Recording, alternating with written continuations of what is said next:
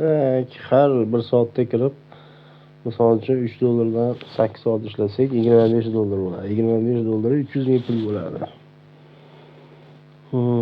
Har soatda kirish kerak. Bitta zerga plyus qilib chiqish kerak.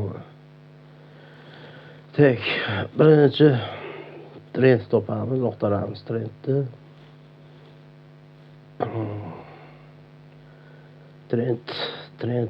Trend. Hamisha trend. Trend bo'lmasa foydasi yo'q.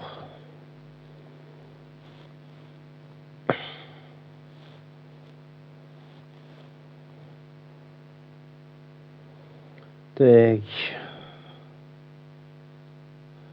Bunday bo'lsa, mana trend topdik. Chiziladi. Trend topiladi, albatta chiziladi.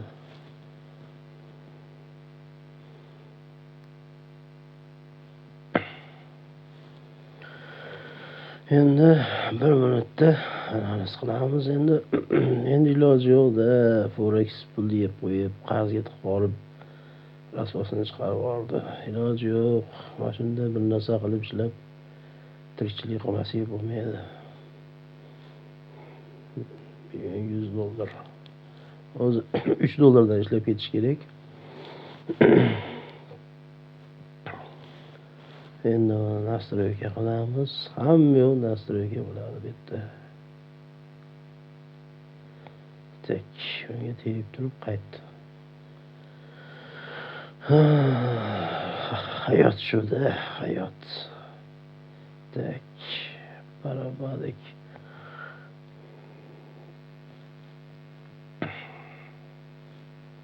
Hayot shuda.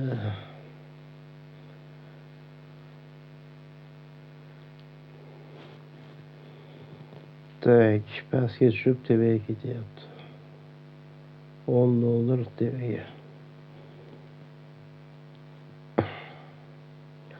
Har soatda bitta zaka qilinglar, plyus bo'lsin ham. Agar plyus bo'lmasa, yana bitta analiz qilib, martingelni ishlatinglar.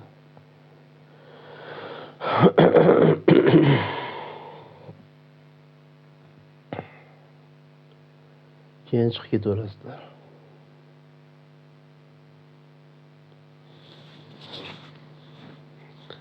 O'shanda kunlaringga 300 ming $3 dan olib ketsalar, 10 soat ishlasalar $25. $25 300 ming bo'ladi. 300 mingdan 10 kunda 3 million, 6 million, 9 million bir oyda. Ash tarzda ishlab ketasizlar. 10 tadan bitta minus bo'ladi xolos. Agar uni ham astoydil bo'lib, chetga ishlasalar, umuman minus bo'lmaydi. 10 tadan 10 ta plyus bo'ladi. Shu tarzda ishlab ketasizlar.